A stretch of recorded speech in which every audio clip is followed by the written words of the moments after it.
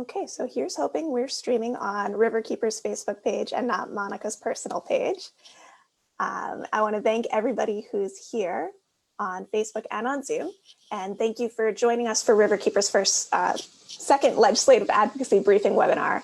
In just a moment, I'm going to send the mic over to our legislative advocacy team, but I just wanted to say, we hope you and your loved ones are staying safe and healthy during what's still a really difficult time.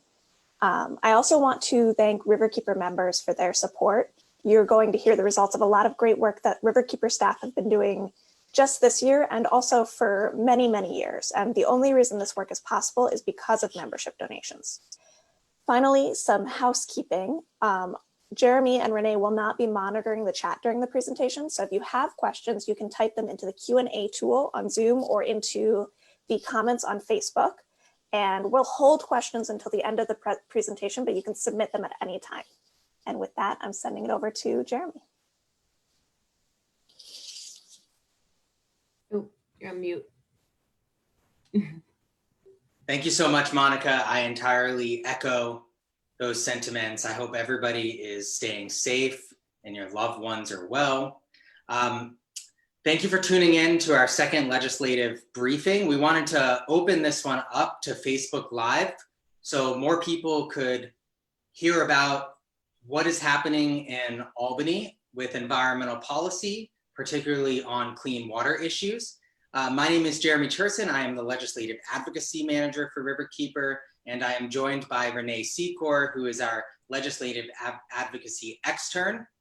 And we're gonna get started. Riverkeeper is a not-for-profit organization that is New York's clean water advocate. We work to protect the integrity of the Hudson River, its habitat, and the drinking water of 9 million New Yorkers in the Hudson Valley and in New York City.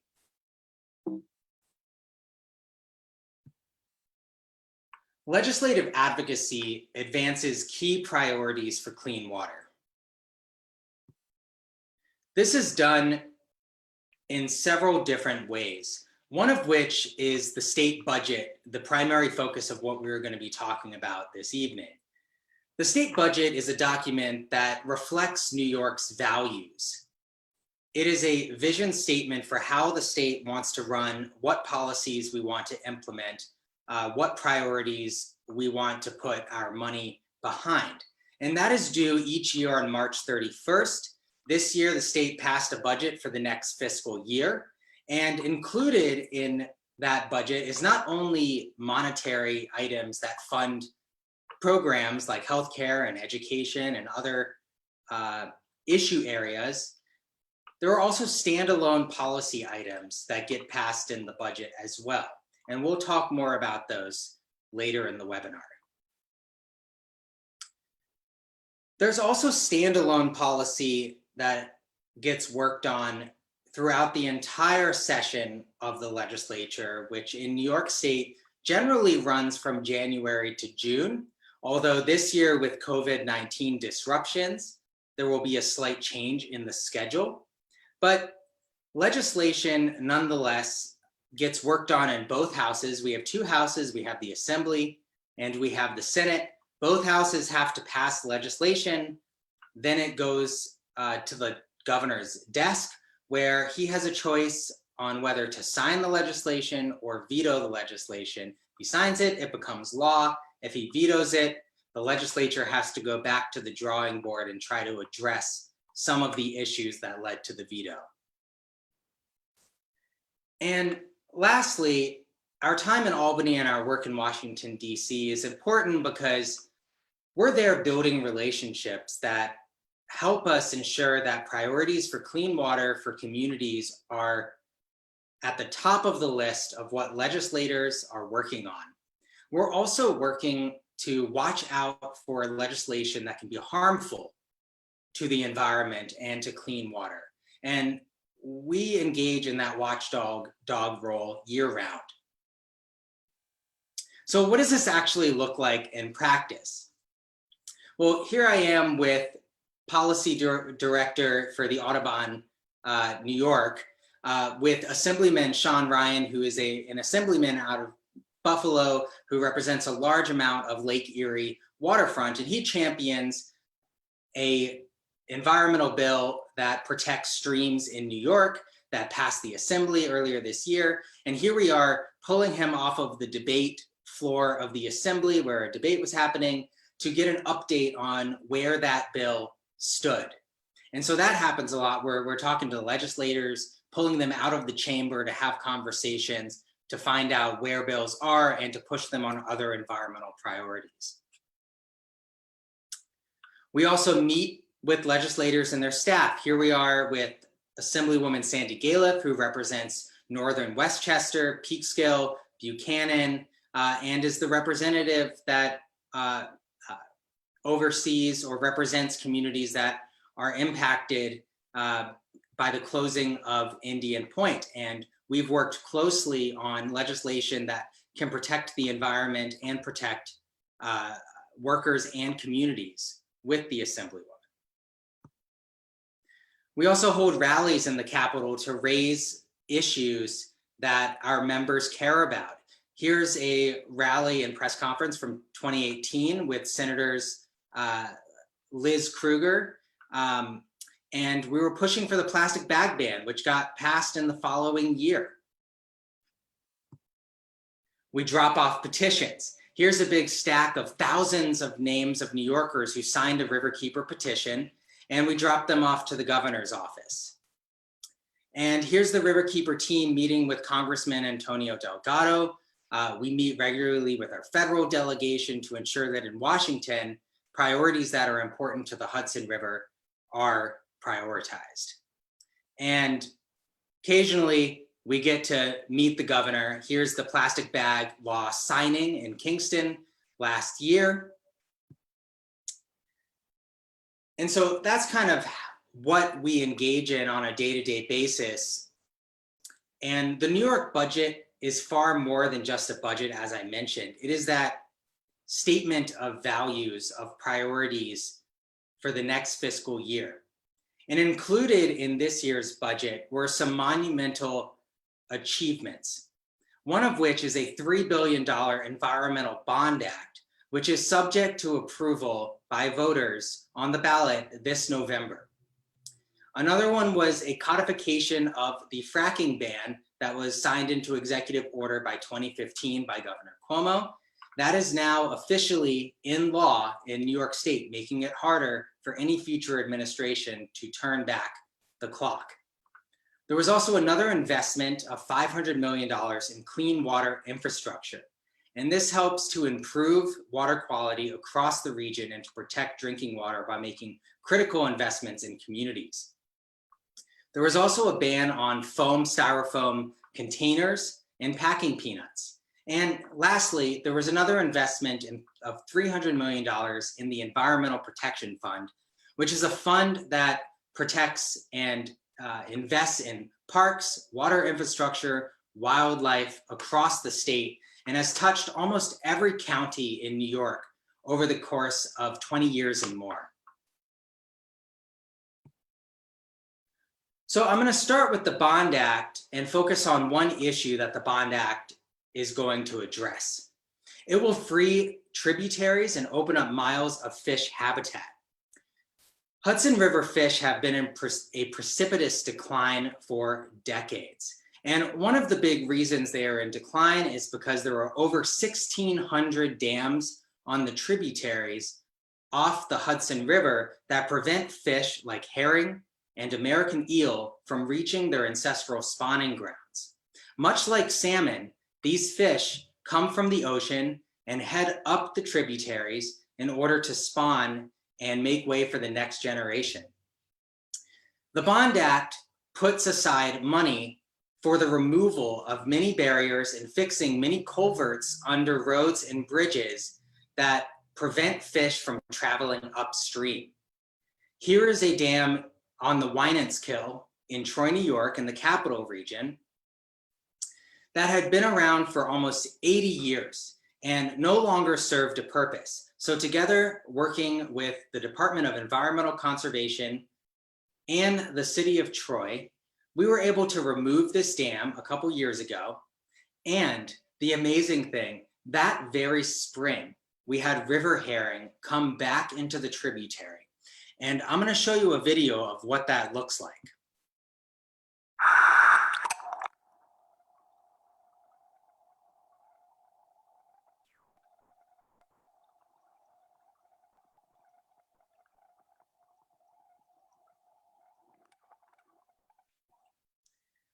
I think you get the idea, but it's entirely amazing that a dam that was in place for decades, as soon as it is removed, the fish have such a strong evolutionary pull to go back to their headwaters that even though these fish and their parents had never been up the Wynantskill, they still found their way up to the cool water to spawn.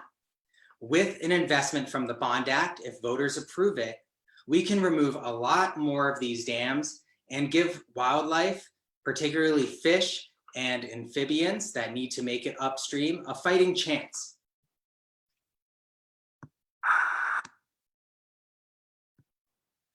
Another investment that was made in this year's budget was the Clean Water Infrastructure Act, which addresses aging and failing water infrastructure. Here's a photo of a combined sewer overflow in Water Villette from 2011.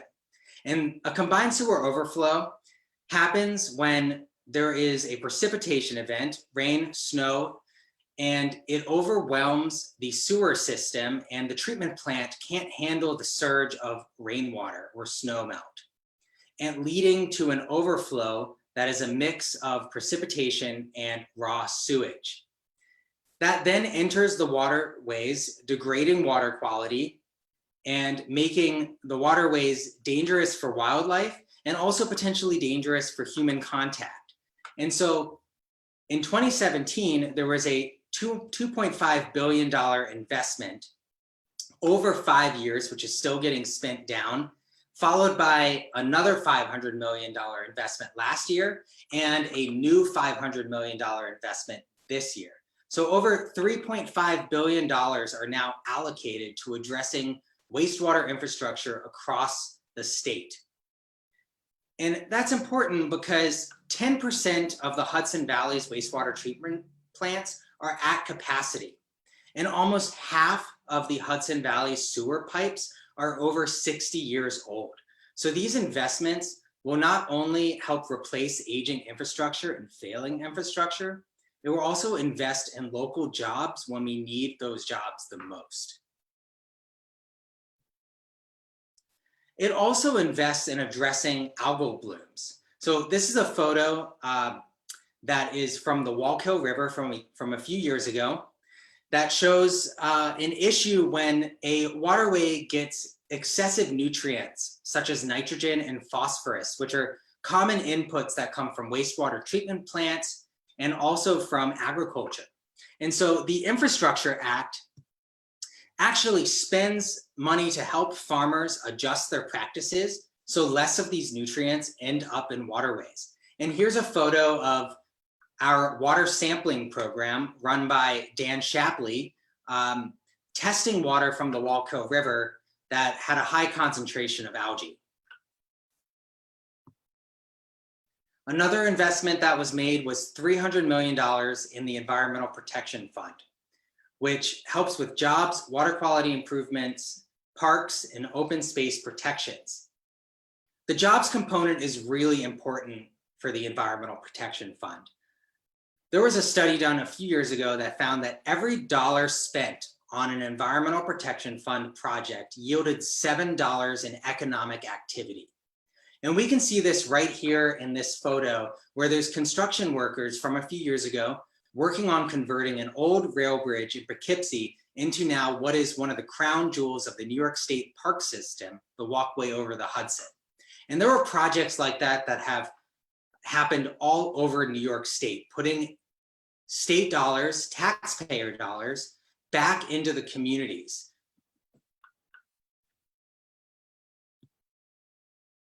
I'm going to turn it over to Renee now to talk about a few other items that were included in the budget. Awesome. Thanks, Jeremy. So the next victory that was included in this year's budget was a ban on styrofoam containers and packing peanuts. which is set to take effect in January 2022. And so this ban applies to polystyrene, but more commonly known as styrofoam, food service container and packing peanuts. And we owe the public and our members a huge thank you on the passage of this bill. We sent out 2 action alerts asking our members to contact their legislators to support the passage of this bill, and we were ultimately successful. It was included in the budget despite some pretty heavy lobbying from industry interests, including DART and the American Chemistry Council. And so this is a very exciting piece of legislation for Riverkeeper specifically because we see a lot of styrofoam pollution along the banks of the Hudson River during our annual river sweep. And so and styrofoam is a particular problem because it breaks apart into small pieces known as microplastics and spreads through our waters and our ecosystems and environment very easily and is very difficult to clean up. And so we're very happy to start to see a decrease in pollution in our waterways due to this piece of legislation. Another victory included in the budget was the fracking ban was written to law as a result of years of persistent grassroots activism.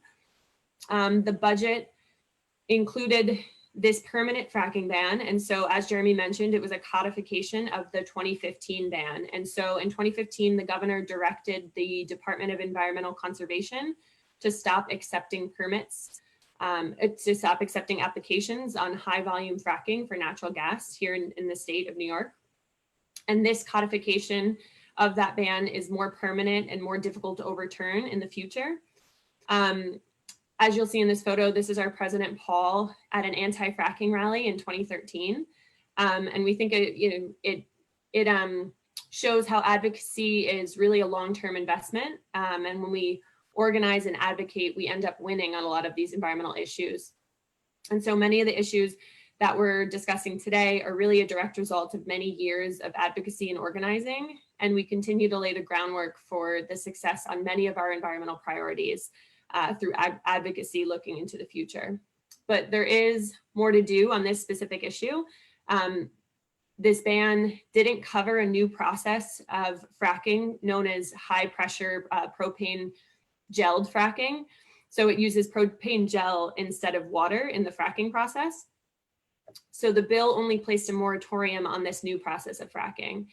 And essentially DEC cannot take any actions on applications that use this process of fracking for the time being as a moratorium until they complete an analysis looking at the potential impacts of this form of fracking.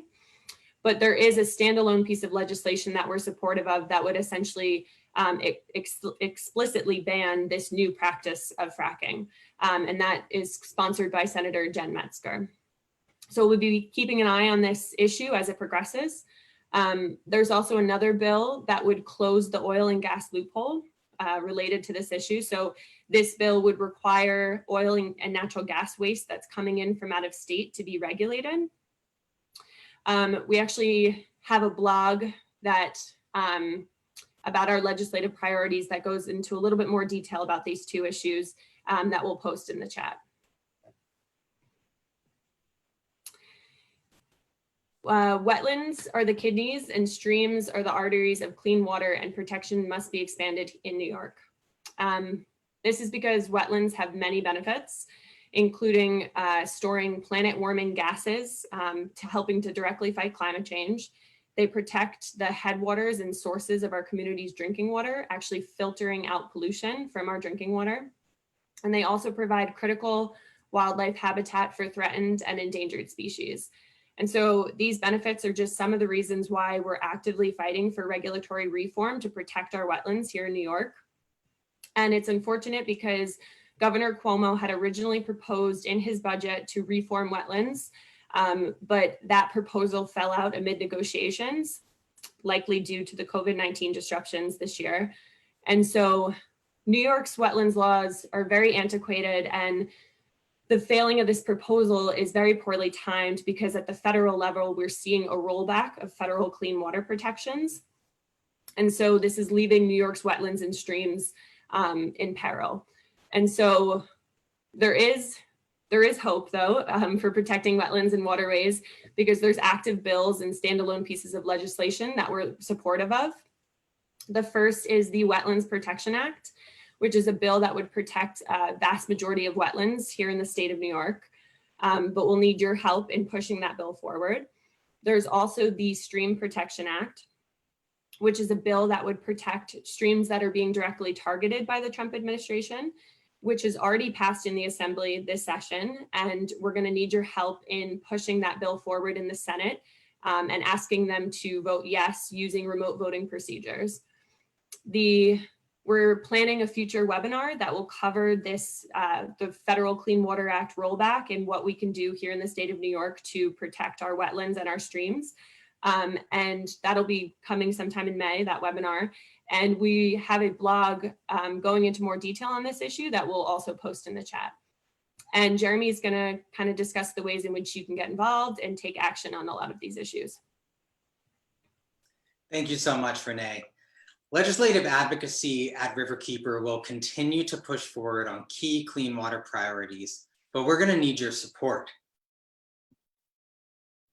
One way that you can support the work that we do is to become a member. Our members help support the staff and help add additional voices to the chorus of voices that demand clean water and healthy habitat for fish and other wildlife, as well as clean drinking water. Afterwards, I'm going to share the information of ways you can get in touch with Monica Diedrich, who's our membership manager, to find out more about becoming a member of Riverkeeper. Another way that's really important for getting involved and helping us forward these priorities is to take action. If you're not already signed up on Riverkeeper's email list, I encourage you to go to riverkeeper.org and sign up to receive our action alerts. We often send action alerts asking you to contact your state legislators, regulators, and federal legislators as well to ensure that clean water priorities are at the top of their list. And we currently have an action right now asking the Senate to pass the Stream Protection Act and the Assembly and Senate to pass the Wetlands Protection Act. And we will share that blog with the links to the action in the chat.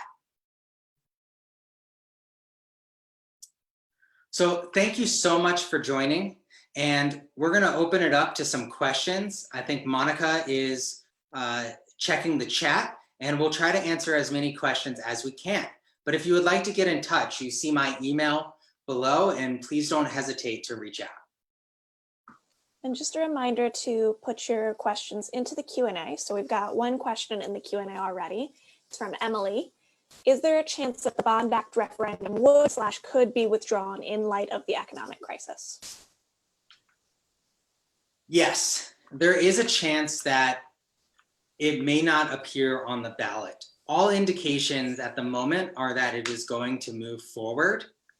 And that's partly because interest rates are at a record low. A bond is essentially a long-term loan that the state or a municipality takes out.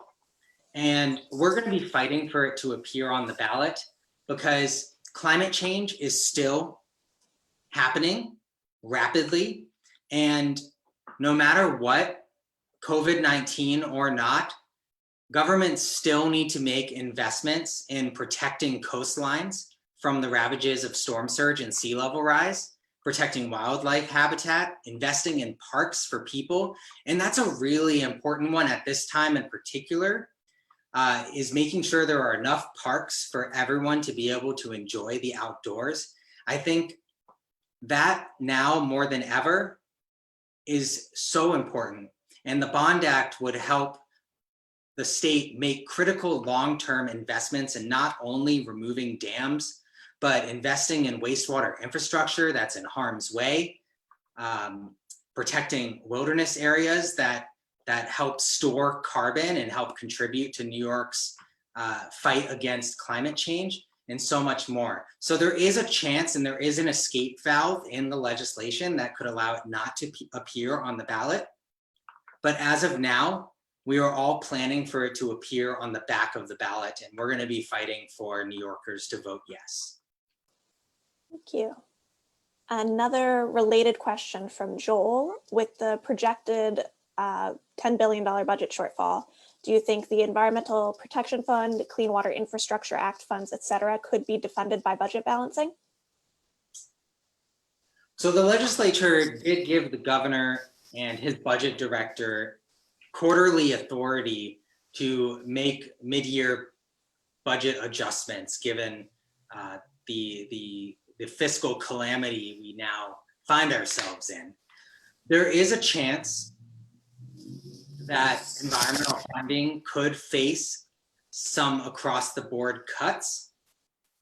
As of now, that does not seem to be the case, but as a watchdog, we are always looking out for the environmental funding in the budget, as are our partners, and we will fight hard to make sure that environmental funding doesn't lose a single dollar, because climate change is accelerating and we still need to make these critical investments in the future.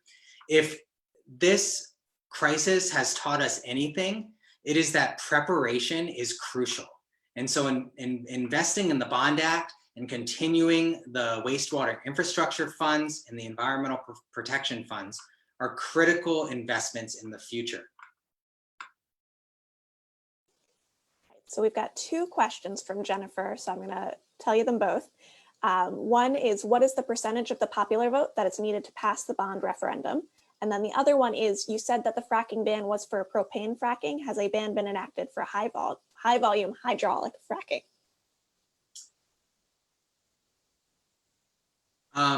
Sorry, what was the first question? It was, what's the percentage of the popular vote needed to pass okay. the bond referendum? So the referendum can pass with 50% plus one vote.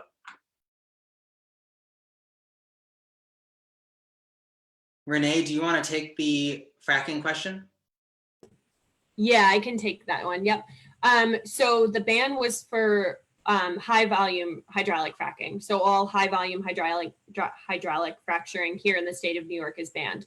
There was a moratorium placed on propane fracking. So there's this new form of fracking called gelled propane fracking.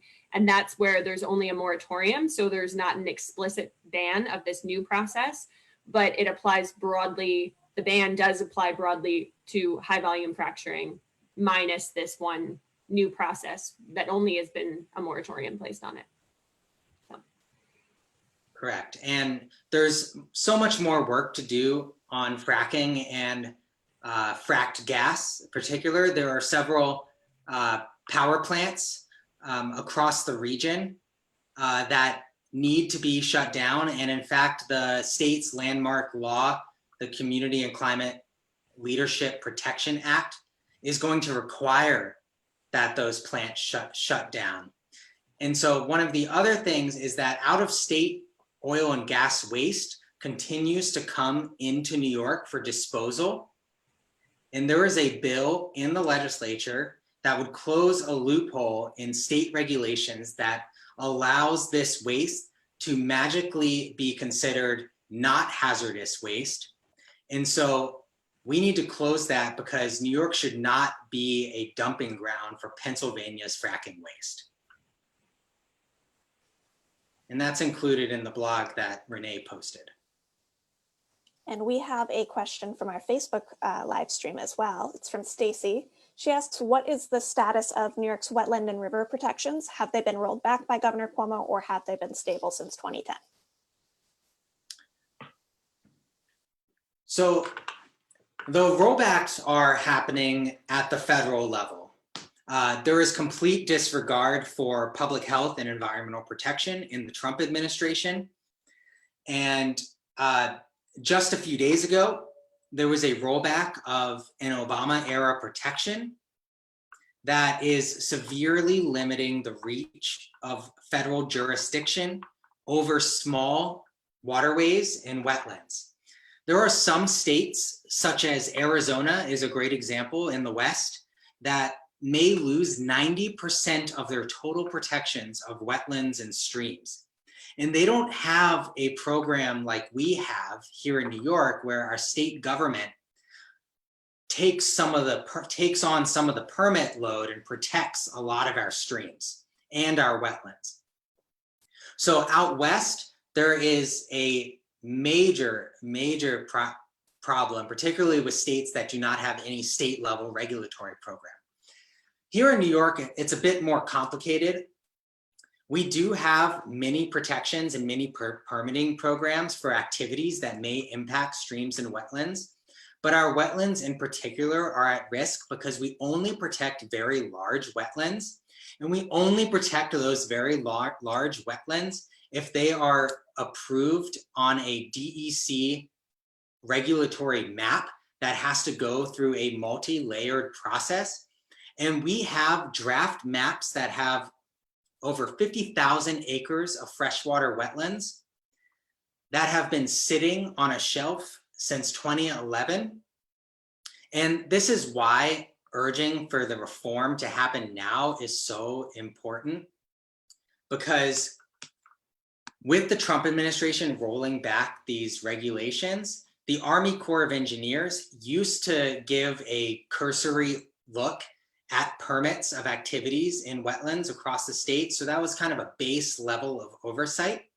And with that largely evaporating under the new Trump rule, it is really up to the state to step in and fill that gap and ensure that we protect these wetlands, because 1 acre of wetland can store 1 million gallons of floodwater. And as climate change increases precipitation in New York, as all modeling and projections say it will and already have, it's going to be vital to protect the wetlands that we already have so we don't impact communities downstream and leave places for wildlife to have habitat. I hope that answered her question. I think so. And then from Lewis, I think we're going back to fracking. He asked why a moratorium and not a ban? So I would say that the bill actually just placed that moratorium, like I said, on that one specific type of fracking, gelled propane fracking. And it initiated a study to look into the potential effects of that type of fracking. And so I think the thought process was that they are going to hold off on applications and study and look at the potential effects. But we, like I said, we're supportive of a standalone piece of legislation that would explicitly ban, not just a moratorium, but explicitly ban gelled propane fracking for good in the state of New York. Correct. We were disappointed that the language included in the budget didn't have an outright ban on the gel propane fracking. However, a moratorium is a great first step, and a study is a great first step. And I am sure, as Renee talked about in the slide on fracking, that continued grassroots activism will keep any type of fracking out of New York. We just have to be persistent and make sure that the powers that be hear the people.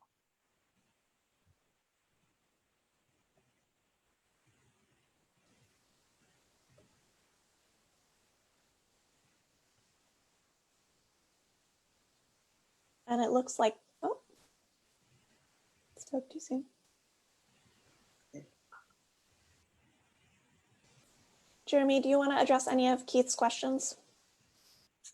We are going to have an Indian Point focused webinar in 2 days where we will have the experts on Indian Point speak to the closing of the facility. And that will be a great place to ask Indian Point related questions, as this is just the legislative advocacy webinar. But I encourage everyone to sign up for that webinar. I believe it is Wednesday, right, Monica? And I think we can share the link to sign up for that webinar in the chat. Yeah, just give me one moment and I will grab it off our website.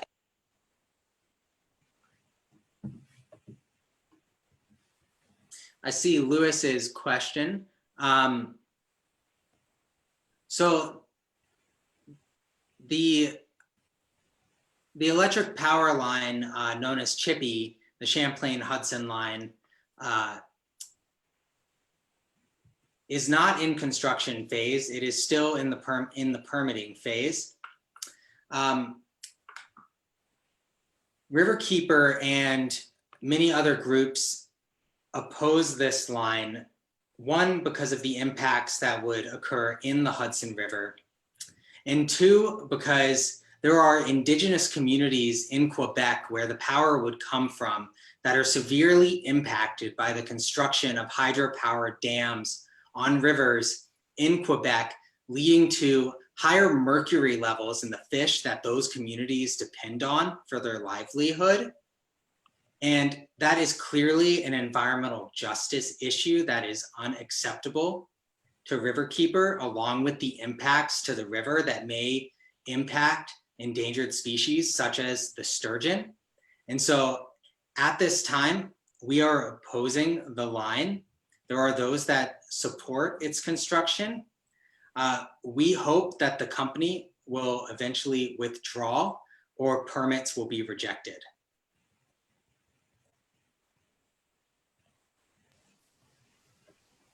The Indian Point webinar will be on May 6th at 4 p.m. I'm getting a link from our communications. So we'll keep answering other questions as that link comes.